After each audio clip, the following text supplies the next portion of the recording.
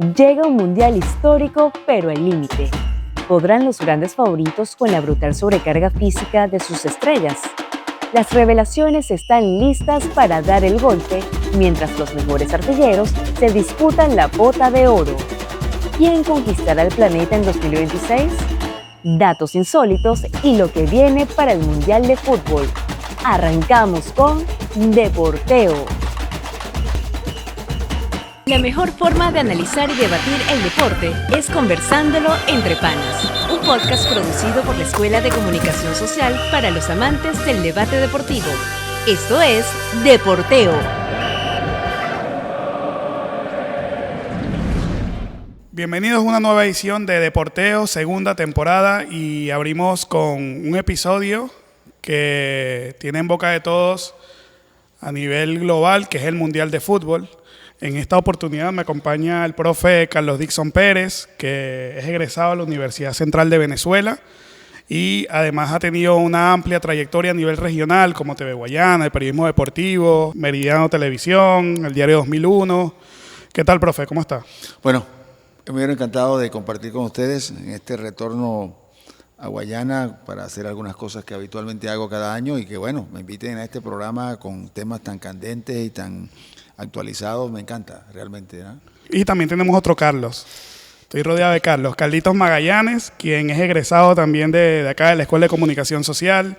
Está en el departamento de prensa de AIFI. Se ha dedicado también al periodismo desde que es egresado. ¿Qué tal, Carlos? ¿Cómo te va? Buenas noches a todos. Buenas noches, profe. ¿Cómo estás, Jonás? Un gusto también estar con ustedes acá compartiendo este episodio de este podcast y, bueno, sobre todo un tema muy importante como es el Mundial 2026. Este episodio se titula Datos insólitos y lo que viene para el Mundial de Fútbol 2026, ¿no? Tenemos muchas cosas, muchos datos que aportar, pero primero, Mundial de Fútbol con 104 partidos. Una locura. Sí, una locura. De 64 partidos lo llevamos ahora a 104.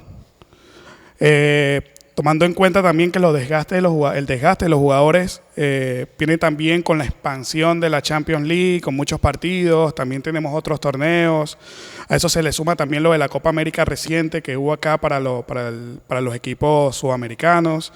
Y ese desgaste acarrea también a que algunos equipos pierdan estrellas, como el caso de Brasil, que perdió a Rodrigo, Estevao, Militao en Brasil, que quizás uno de los más afectados, ya me comentarán ustedes. Messi encendió las alarmas estas semanas. Neymar también. Y quizás la estrella del momento, Lamine Yamal, se perderá los primeros partidos del Mundial. Difícil porque la presión, aunque a veces uno debe creer con ciertas dudas las lesiones de ahora, porque hay jugadores que también cuando están en la recta final del Mundial, cualquier cosa que sientan los hace tomar decisiones respecto a su futuro en el torneo. Y yo a veces pienso que estas lesiones no son tan radicales o tan profundas como se hace ver, y tiene que ver con eso, con todo lo que rodea la atmósfera de un evento de esta magnitud en el que nadie quiere fallar, y llegar con medianamente condiciones hace parte de la dinámica de un mundial, ¿no? Sí, yo también siento que más allá de todo eso, la carga de partidos, los jugadores llegan a un punto límite, sobre todo en esta época donde para muchos es descanso, pues las temporadas terminan, ellos tienen que seguir jugando y llegan al punto límite. Y sobre todo, como dice el profesor Carlos Dixon, muchos no quieren perderse la fiesta grande por temas de lesiones. Por eso es que juegan a medias, tienen un revulsivo bajo, y cuando llega el momento, ahí es donde de verdad el jugador, ese cambio de bajar las revoluciones al final de temporada para llevarlo al 100% en un partido como el Mundial, puede afectar en lo físico, en lo muscular, y sobre todo cuando tienes más de un año en equipos élite jugando más de 70, 80 partidos. Y obviamente en esa cantidad de partidos, la cantidad de fisuras que puede tener el jugador a la hora de un juego, los golpes y todo eso, y sin llevar a cabo o sin contar si han tenido lesiones previas. Claro, ahorita, bueno, en este fútbol actual, profe, quizás usted nos pueda hablar un poco más de eso. Tiene mucho trabajo también el preparador físico, ¿no? Bueno, acabamos de ver la Champions con el nivel de exigencia, sobre todo particularmente ese partido que jugaron el Bayern PSG. Bayern PSG, que fue una cosa de locos, ¿no? La conclusión de los técnicos fue que nunca vieron algo a esos niveles y sobre todo un juego honesto, ¿no? En el que los jugadores no fingían jugadas que parecían que pudieran tratar de que el árbitro comprara algo. La verdad que a mí me gustaron los conceptos que se dieron todos, porque en un momento alguien dijo que parecía un fútbol de barrio, ¿no? Callejero. Entonces, jugadores que están ya en la recta final de un mundial y que jueguen a ese nivel, porque para ellos la Champions, yo sigo pensando que hay torneos como la Champions que de repente en la mente del jugador están por encima del interés de ganar un mundial, porque el mundial es producto de las circunstancias. Y la Champions no se ha cerrado. O sea, dentro de poco se juega la final. El 30. Sí.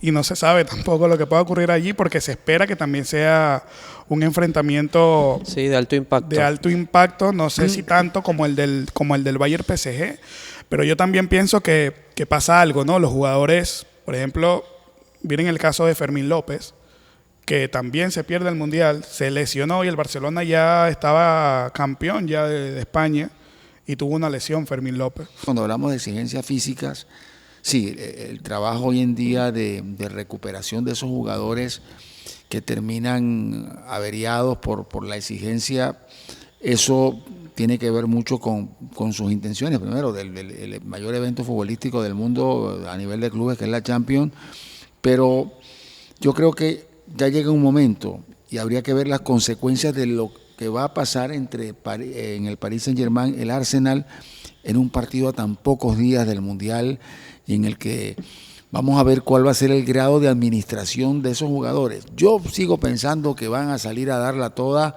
pase lo que pase. El concepto de ambos equipos radica en eso, en equipos de mucha exigencia física, de muchos sincronismos que ya tienen establecidos y de cosas que hemos visto muy interesantes en este evento, que de repente hubo jugadores que no estaban como no muy mediáticos, que en un momento acapararon la atención por el tipo de fútbol que hicieron y porque uno, Kvaratskhelia, ¿qué es eso? Pero para mí, yo cuando vi todo aquello, dije, este fue el mejor jugador de esta fase. Está Kvaratskhelia, que no está acá en el Mundial, pero de Arsenal tengo uno que quizás se va a enfrentar por segunda oportunidad en el Mundial con varios jugadores del PSG, que es el caso de Odegaard. Noruega se enfrenta a Francia, Senegal e Irak, hablábamos aquí tras cámaras, en uno de los grupos más complicados del Mundial. Sí, o quizás el peor, Carlos. Sí, es que tiene, como tú bien dices, bastante tintes este grupo, porque Senegal siempre ha sido una selección muy difícil, e incluso es la campeona de África, aunque está en disputa con Marruecos, pero es la campeona de África. Noruega, una selección joven, pero que tiene mucho nivel, mucho talento. Obviamente está Odegaard, Haaland, Sorloth. El Bodoglin hizo, hablando de la Champions ahorita que decía el profe, hizo tremendo papel en la Champions. Tiene un delantero que no recuerdo el nombre, buenísimo también. O sea, tiene una delantera tremenda. Es una selección donde no resalta uno solo, sino que todos juegan. Y como dice el profe, hay mucho sincronismo. Y eso puede complicar a los rivales. Y bueno, obviamente tienes a un tipo como Haaland y otro atrás como Odegaard que te respalda. Te da fútbol, te da dinamismo. Pero hablando un poco del tema de la Champions, yo siento que estos jugadores no van a medir no van a escatimar recursos para jugar esa final. ¿Por qué? Para mí, sobre todo el Arsenal. ¿Cuánto tiempo tiene Arsenal sin jugar una final continental? Desde el 2006 con el Barça, cuando el Barça quedó campeón. Y muchos jugadores de aquí del Arsenal vienen de quedar campeón en la Premier, también después de mucho tiempo. Claro. Están viviendo un momento de oro y no creo que van a escatimar recursos para jugar contra el PSG. En el caso no solamente está Odegaard, también está Pierre Hincapié, uno de los mejores defensores de Ecuador. Y para el equipo ecuatoriano es la pieza fundamental en la defensa. Pero no creo que él vaya a escatimar en esta final de la Champions. Está Raya, que es el portero también. Está el central, Gabriel Magaláes, que es el de Brasil. Y en el otro lado está William Pacho, que también. O sea, coincidencialmente son dos centrales de la selección ecuatoriana. Sí.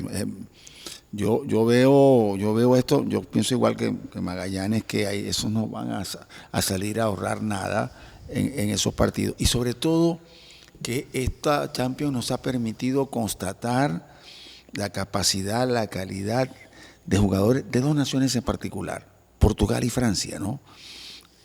Vamos a llegar allí cuando nos preguntemos quiénes son los favoritos y uno tiene que ver todo lo que resume la actuación de jugadores portugueses en estos equipos que han llegado a estas fases y el tema también de los jugadores franceses. Por eso, adelantándome, aseguro que va a venir por ahí. Francia es una de las grandes favoritas. No sé ustedes, pero bueno, yo me acuerdo mucho del Portugal 2004, cuando Grecia le ganó la La final de la Eurocopa. Eurocopa.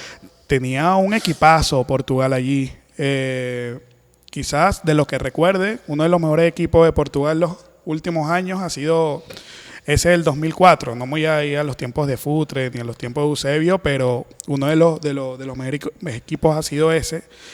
Y creo que este equipo de Portugal supera a ese que jugó en el 2004. Sí, no solamente Sobre supera todo en la delantera. En la delantera y en el medio campo. O sea, el medio campo de João Neves, Vitinha.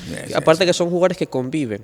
Y aparte juegan final de juntos. Champions, de paso. A eso le da un tinte diferente. Y yo creo que me atrevo a decir que este equipo, en temas de sincronismo, en temas de nombres, puede estar un poco por encima al que ganó la Eurocopa también. O sea, para mí es un equipo que está muy bien en todas sus líneas, desde el portero hasta el delantero, que obviamente es Cristiano Ronaldo, pero más atrás de él está Gonzalo Ramos, y que también en el PSG ha hecho sus goles y, bueno, por supuesto, apoya.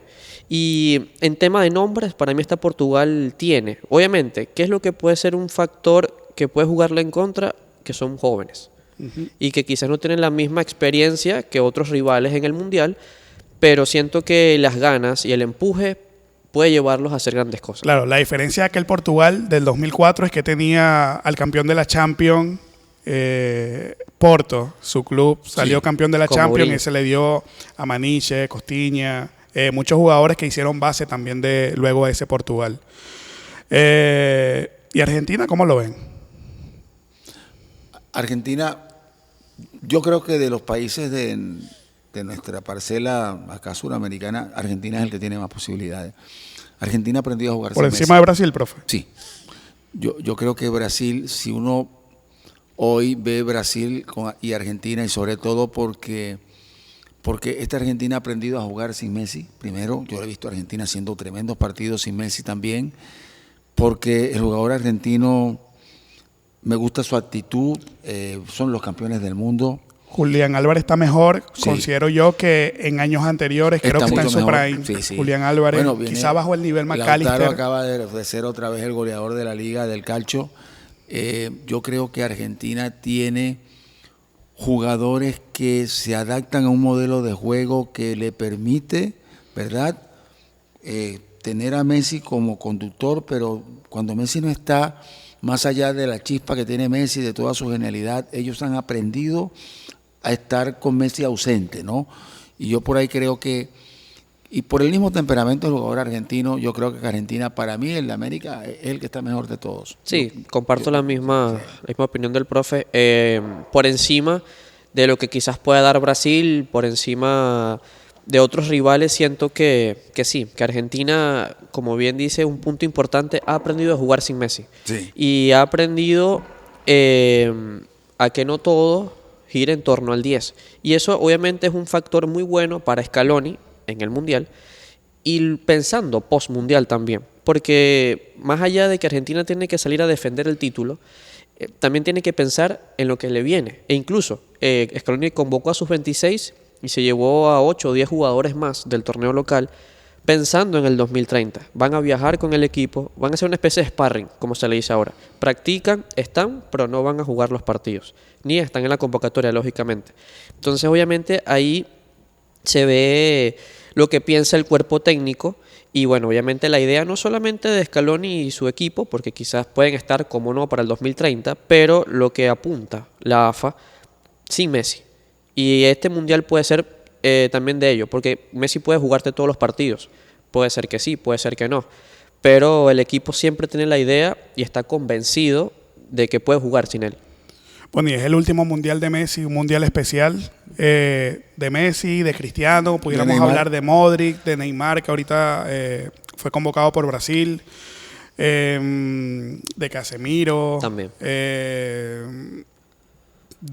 No, Griezmann no fue convocado. No lo convocó. Griezmann no fue No fue convocado. convocado. Pero bueno, el último mundial de estas estrellas que lo vimos crecer, es el último y el último mundial para nosotros verlo y disfrutarlo. Sí, tiene que ser especial no solamente para ellos, sino también para nosotros como espectadores ver a todas esas figuras reunidas.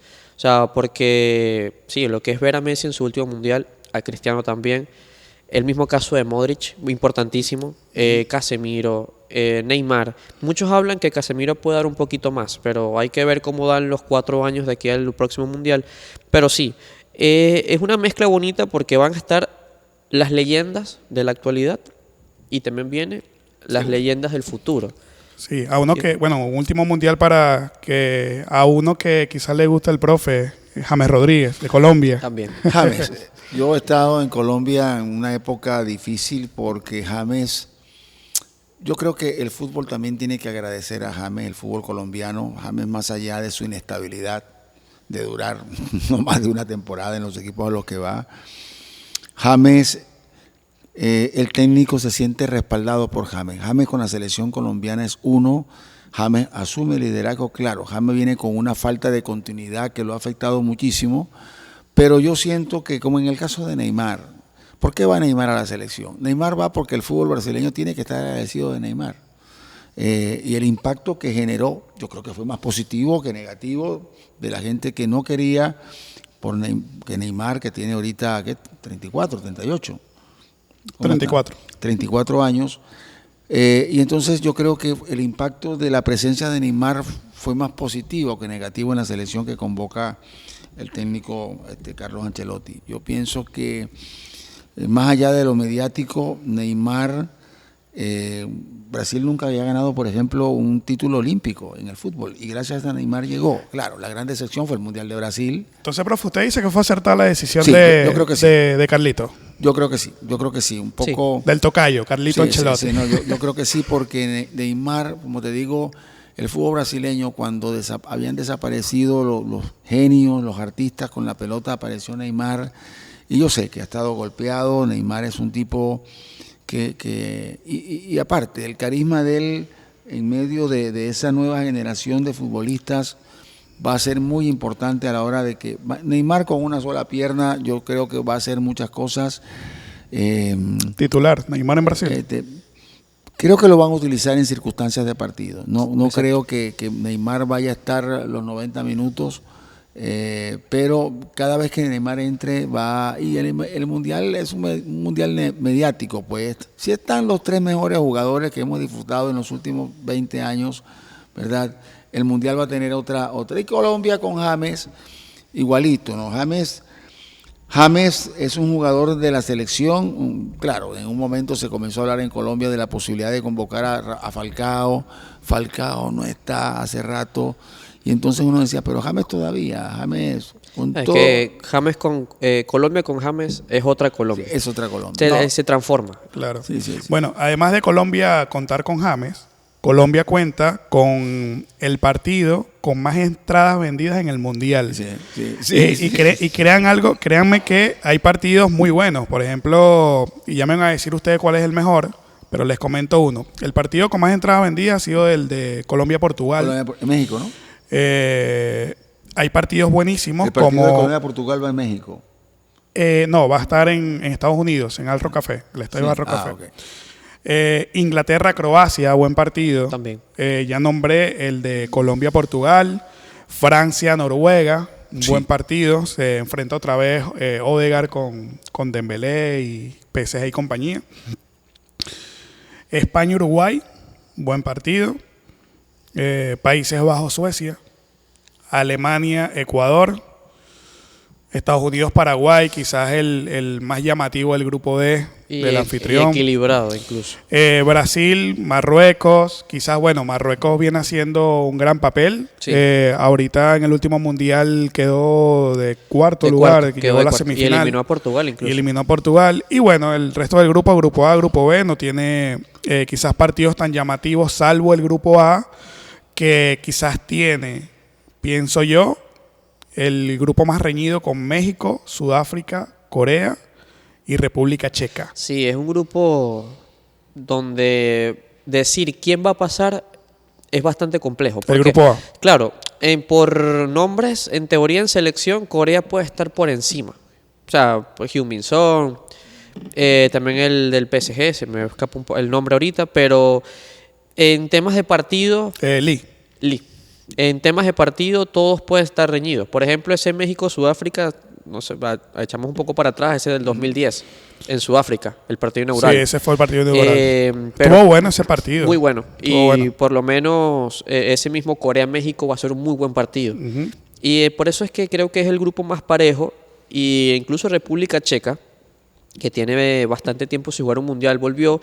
Tiene jugadores que en su liga local, el Slavia Praga, por ejemplo, ha hecho buen papel. Entonces puede ser un grupo donde decir ahorita, mira, va a pasar este de primero, es bastante complejo. Obviamente Corea, por experiencia y por nombres, puede estar un poco por encima. Claro, la cosa es que México tiene la presión porque También es anfitrión, y ya lo coloco entre comillas, ya le voy a decir el por qué, pero tiene la presión, ¿no?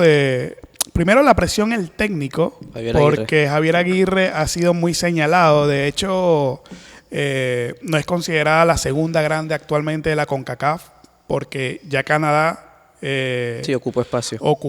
le ocupó espacio en el favoritismo. Y digo entre comillas porque solamente se juegan de las 16 sedes, solamente México tiene 3 y Estados Unidos tiene 11. Y bueno, y Canadá mucho menos, tiene 2. Entonces es un mundial con 3 países, pero no están equilibradas las sedes de los partidos. Sí, definitivamente. Ahora, hablando de México, a mí no me gusta el fútbol mexicano, la verdad que no me entretiene el fútbol mexicano, pero a nivel de selección siempre han mostrado mucho, son equipos muy compactos, y el jugador mexicano se juega otra cosa con la selección, ¿no? Yo creo que México, con este mundial en el que va a tener la oportunidad también de ser anfitrión, va a ser un equipo durísimo, y no se extrañe uno de que pudieran tener un papel descollante en el mundial. Yo siempre digo que los mexicanos cuando se juntan son difíciles, ¿no? Son difíciles. Yo no sé si es por todo la atmósfera que rodea el fútbol mexicano. Bueno, los fanáticos los acompañan. Sí, de hecho, sí. en el mundial, bueno, en la historia de los mundiales son uno de las naciones que más es lleva fanáticos. México. Eso sí. los contagia además. Exacto. Bueno, no solamente que lleva a los fanáticos, sino es que los fanáticos hacen una fiesta. También. Puedo comentar lo mismo de Colombia, como el ejemplo de un partido reciente de Colombia. Tenemos el Colombia-Argentina en la final de la Copa De la América. Copa América en Estados Unidos. Desastrosa la logística previo al mundial en esa Copa América. Pero Colombia estaba de local contra Argentina, contra el actual campeón del mundo. Imagínate tú, no solamente cuando estaban refiriéndose al partido de Colombia-Portugal como el más vendido de todos, sino que los locales de Colombia están vendiendo todo un show allí en Bogotá, con la gente que se va a quedar en Bogotá. Y Bogotá, que es una ciudad que tiene gente para todo, te puedes imaginar, ya están vendiendo los cupos o el espacio que cada persona quiere tener en sitios muy concurridos de Bogotá, donde la gente va a pagar cifras que pueden estar en el orden de los, qué sé yo, $40 por estar en un sitio especial viendo el partido de Colombia-Portugal. Eso a mí me impresionó mucho, cómo se vende eso con show, con espectáculo, para tener ese partido que definitivamente va a definir el ganador del grupo. Yo creo que ese grupo con Uzbekistán, con República del Congo, Portugal y Colombia, uno pudiera decir, a no ser que salte la liebre y consiga un equipo africano que pueda generar... Bueno, siempre hay uno, Marruecos. Siempre Por hay ejemplo, uno. sí, ¿no? Y hablando un poco de esos equipos africanos, uno quizás no puede conocerlo, no está mucho a la palestra, pero se han reforzado con jugadores que juegan en la elite, juegan en la Liga Europea y pueden hacer, vamos a decir, llevar peligro. Pero siento que igualmente Colombia y Portugal están por encima de ese grupo. Y por ejemplo, Uzbekistán la vi hace poco, Venezuela jugó con Venezuela ellos. jugó un amistoso. Obviamente. Tibio Uzbekistán. Sí, un equipo que se defiende bien. Y es lo que quizás puede, en el papel, llevar a cierta dificultad a los rivales, porque se encierra, no deja que el equipo contrario trate el balón, pero bueno, obviamente el contraste es diferente, el momento es diferente y la atmósfera del mundial es diferente. Entonces hay que verlos en el papel cuando vayan a debutar y se enfrenten a estas selecciones, pero por nombre, por jerarquía, por experiencia, sí, obviamente Portugal y Colombia son los que van a pelear el liderato de este grupo. Sí, bueno, en el Mundial pesa mucho, como dicen por allí, la camiseta. También. La camiseta que no, por ejemplo, le pesó a Italia para clasificar al Mundial. Sí, pero con Bosnia. Exactamente, bueno, tenemos a Bosnia y no tenemos Italia. a Italia. Quizás es el gran ausente del Mundial, Italia. Sí, lo es.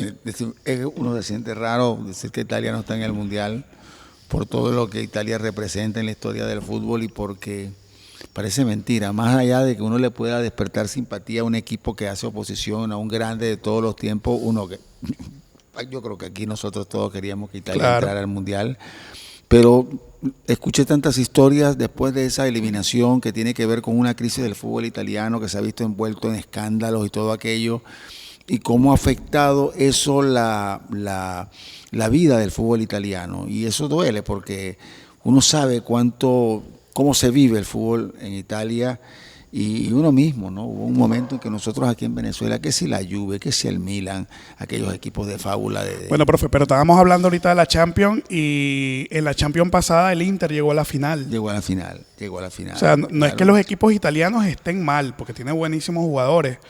Pero quizás va algo más del cuerpo técnico también. No, yo siento que es un tema ya de estructura. De estructura, La exacto. Federación Italiana. O sea, porque es diferente, incluso el mismo fútbol italiano, el concepto es diferente. Resaltas el Inter, pero ¿qué otro equipo aparte del Inter ha hecho buen papel en Europa? Sí, una selección que deja a muchos... No, y con la cantidad de italianos que hay. A muchos que viven acá en Venezuela, italianos, ¿no? Sí. No, y en Estados Unidos. Bueno, sí, en Estados Unidos. Una Muchísimo. selección que tiene mucha gente a nivel global. Bueno, vamos a hacer una dinámica acá. Quiero saber la postura de ustedes. A ver, para Carlos Dixon, Carlos Magallanes, favorito de corazón. O sea, ¿quién ustedes quieren que gane el Mundial? De corazón. Me la pusiste complicada. Mira, yo de corazón, Brasil. Yo, de corazón. Pero futbolísticamente siento que está entre España, Francia y Portugal. Brasil, España, Francia, Portugal. Profe. O sea, De corazón, Portugal. Hoy yo creo que dije algo. Favorito de corazón. O sea, ¿quién ustedes quieren que gane el Mundial? De corazón. me la pusiste complicada. Mira, yo de corazón, Brasil. Yo. La gente que trabaja con el talento no solamente de Portugal, sino de afuera es magnífica. Portugal se ha convertido en puerta franca de jugadores que pasaron por allí y se transformaron en grandes figuras del fútbol mundial, ¿no? Oporto, Benfica han sido base importante de lanzamiento de jugadores de otros contextos que ellos lo lanzan. Y después tienes la escuela. Entonces, sentimentalmente yo siento que Portugal se merece muchas cosas desde el punto de vista. Ahora, ¿cuál es la otra pregunta del qué? La decepción. Decepción para Carlos Dixon del Mundial. ¿Quién va a ser la excepción del Mundial? Yo pienso que puede ser Brasil. Uy. Inglaterra. Inglaterra para Carlos. Bueno, Inglaterra que dejó a varios, ¿no? Afuera. Sí. Dejó al Balón de Oro del Mundial de Clubes. Palmer, Cole Foden. Alexander-Arnold, Morgan Gibbs-White, o sea, jugadores de otro contexto, pero Claro. Siento que Thomas Tuchel renovó esa lista. Sí, está y renovada. Y se dejó llevar por la actualidad del jugador. Y creo que entendió otra ramificación del Mundial. Que el Mundial no solamente es la camiseta, el nombre, sino la actualidad. Si el jugador viene bien, puede hacerte un buen partido. Y siento que él se llevó por ahí, ¿sí? Y dejó mucho fuera. Claro, lo que pasa es que Inglaterra tiene 2 equipos. También por la liga que tiene. Pero yo viendo la liga de Inglaterra, yo dije, bueno, ok, no convocó a Palmer, pero ¿a quién deja fuera? O sea, está debatible porque los que están también han rendido, como dice Carlos, con la actualidad, ¿no? Sí, obviamente es una de las ligas más competitivas del mundo, para no decir que es la mejor. Y exacto, jugadores que quizás como Palmer, que no rindieron al 100%, el ejemplo fue Chelsea, que Chelsea no llegó a una competencia europea como la Champions. Él se deja llevar por cómo rinde el jugador actualmente. Y bueno, obviamente tiene nombres importantes como Bukayo Saka, va a jugar final de Champions. Eberiche Eze, otro jugador de Arsenal que va a jugar final de Champions. Declan Rice en el medio. Son jugadores que vienen bien. Bueno, con lo de Brasil, Brasil no hizo buena eliminatoria. Yo tuve esta conversación con Miguel Oropesa, uno de los que nos acompañó acá. Miguel Oropesa defendía a Brasil, que Brasil hizo una de las mejores eliminatorias. Y Brasil no hizo. Quizás fue una de las peores eliminatorias en mucho tiempo de Brasil. Y se entiende más. No sé si llevarlo a batacazo. Quizás que de Brasil sea una decepción. Pero tomando en cuenta lo que me dice Magallanes con el tema de Inglaterra, tomando en cuenta todas las figuras, yo sí considero que sería tremendo batacazo, sobre todo por el grupo que está solamente compitiendo con Croacia y también lo acompaña Ghana y Panamá. Sí, por cierto, en paréntesis, en Panamá hay que destacar que hay 2 jugadores de la Liga Venezolana que están en el Mundial. Giovanni Ramos y Jorge Gutiérrez, de Deportivo La Guaira y por ahí me Puerto Cabello. O sea, así que bueno, tenemos representación ahí de la Liga Fútbol. Sí, son 2 jugadores que van a jugar, pero sí, como estás comentando, siento que la fase de grupos va a haber 2 mundiales. La fase de grupos y la fase final. Total. Inglaterra puede pasar en la fase de grupos, sí. Pero cuando se encuentren con los rivales posiblemente Colombia o Portugal. Sí. Posiblemente. Y si se revive ese Colombia-Inglaterra, que se vivió en Rusia, y Colombia en otro contexto, va a ser un muy buen partido. Entonces siento que ahí en esas instancias es donde Inglaterra se las puede ver feas. Cuando le toque jugar con rivales de tú a tú. No, el de tú a tú, el grupo es Croacia. E incluso Croacia le puede ganar. Tiene nombres para hacerlo. Pero siento que Inglaterra se va a ver de qué está hecha en la fase final del Mundial. Buenísimo. Entonces tenemos ya el favorito de corazón, el favorito realista, la decepción, batacazos ahí Carlos Magallanes con Inglaterra. El favorito realista. El profe va a romper muchos corazones de los fanáticos de Brasil. Y, a ver, para ustedes... Cuando digo la decepción es porque todos esperaban mucho de Brasil. Recordemos que cuando Venezuela ni siquiera intentaba ser protagonista, los venezolanos nos poníamos la camiseta de Brasil. Brasil nos vendió muchas cosas, a partir de Pelé, por supuesto, creo que fue ese elemento que captó, ¿verdad? Que captó una audiencia tremenda en Venezuela. Y yo recuerdo, yo estuve narrando el partido aquel de Italia-Brasil, cuando la decepción de España, 82, y después escribí un artículo en el Universal que decía, ¿por qué nos duele Brasil? ¿Entiendes? Porque eso fue una cosa de loca. Aparte, ese era un día que se estaba celebrando, que era 24 de julio, era la marcha esta en los próceres en Caracas, y esa transmisión fue suspendida por una cadena. ¿Entiendes? Entonces te puedes imaginar que nosotros logramos captar... Y más dolientes por no ver el partido que... Más dolientes. Y entonces, ¿por qué nos dolía Brasil? Brasil nos dolía por varias razones. Primero, por todo lo que significó Pelé en la historia del fútbol brasileño, porque además de ello Brasil nos invadió, recordemos, con las grandes series brasileñas, las novelas, que la Esclava Isaura, que la sucesora.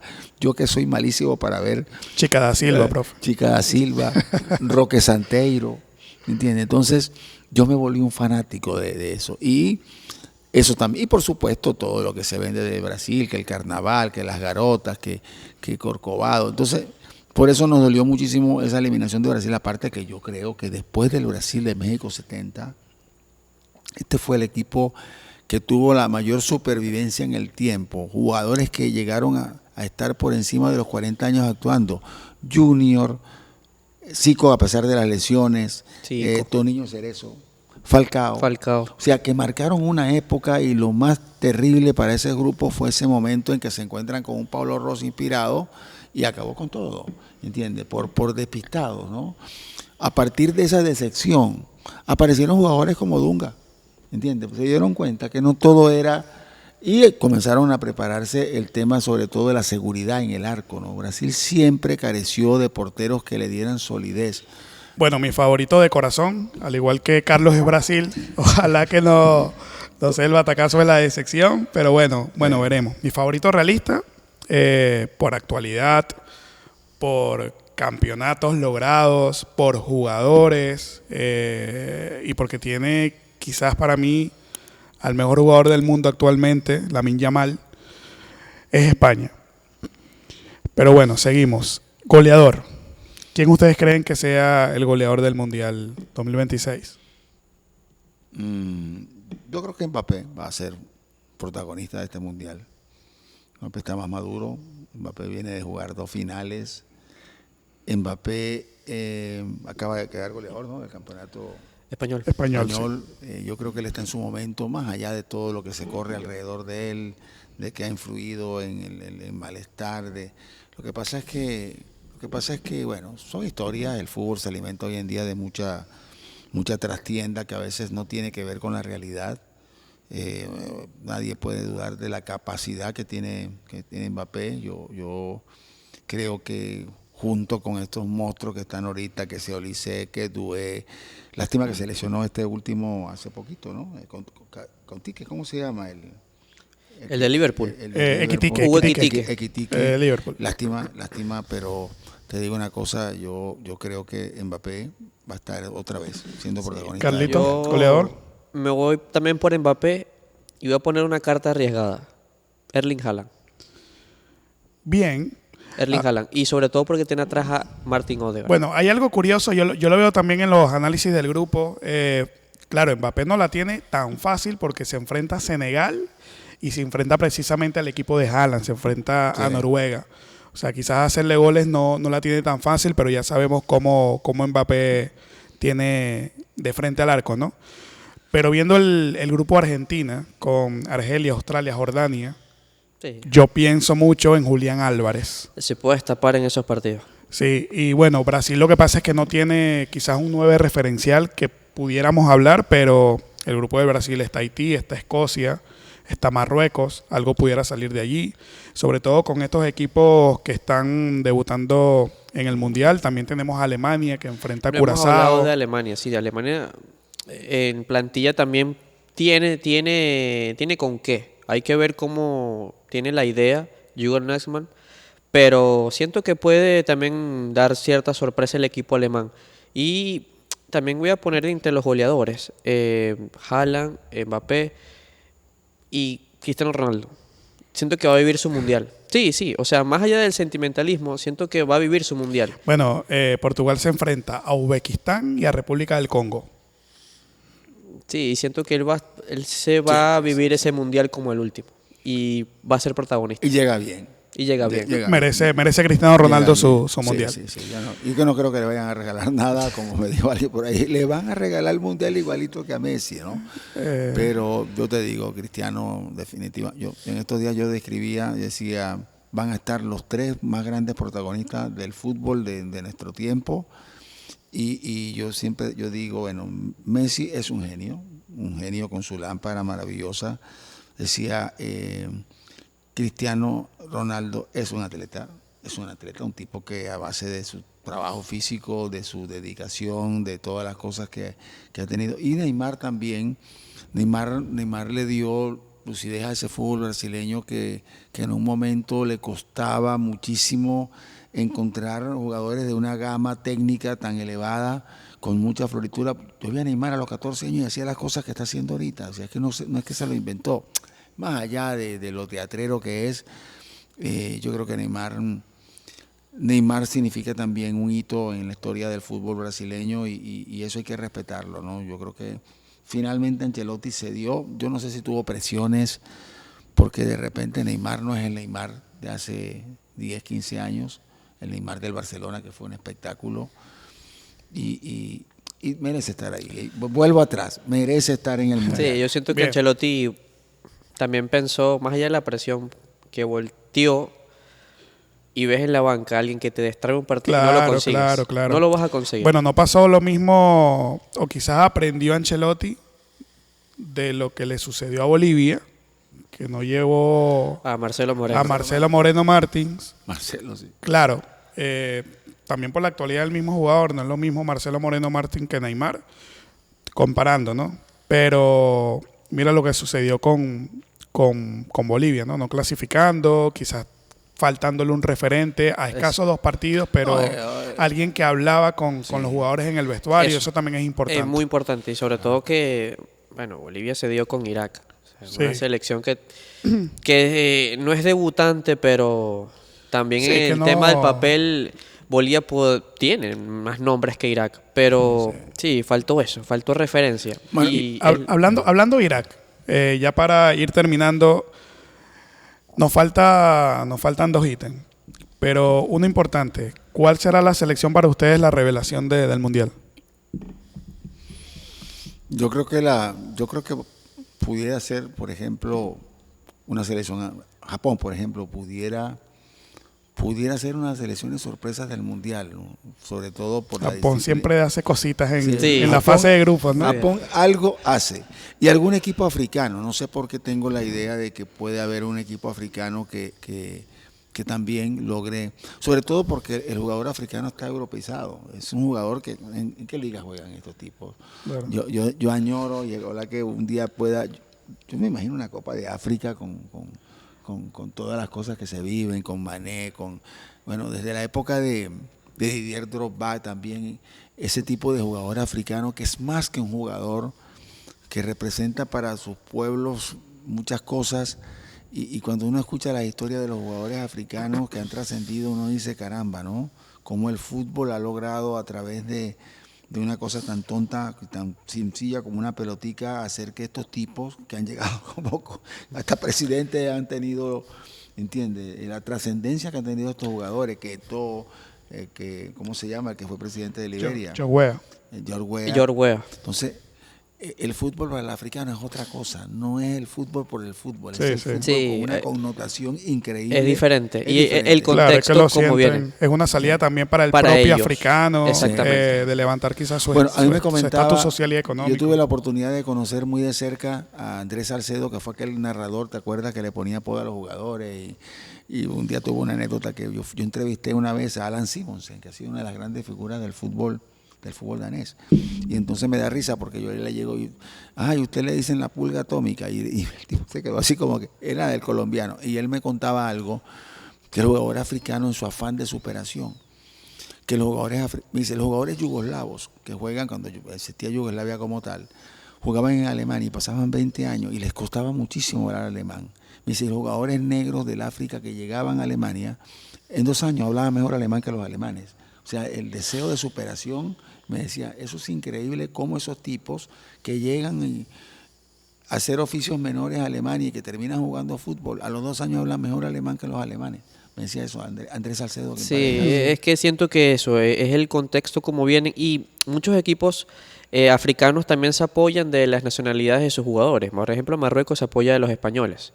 De la República Democrática del Congo se apoya de los franceses. Y eso también puede darle como un tinte diferente, pero también hay que ver cómo llegan esas selecciones al Mundial. Por ejemplo, Congo llega con un brote de ébola en su país. Ningún jugador ha estado en el Congo. Ningún jugador se ha reunido todavía.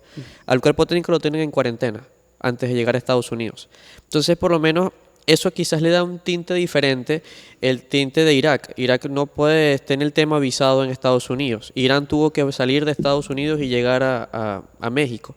Y bueno, obviamente se ven historias que le agregan otro tinte al Mundial, y que cuando estas selecciones se juegan el honor, se juegan su nombre, pueden hacer un papel diferente. Y yo siento que también apoyo la teoría de que un equipo africano puede dar algún batacazo. Lo hizo Marruecos hace 4 años. Marruecos. E incluso la misma Senegal Y también me voy hablando de europeos, Noruega.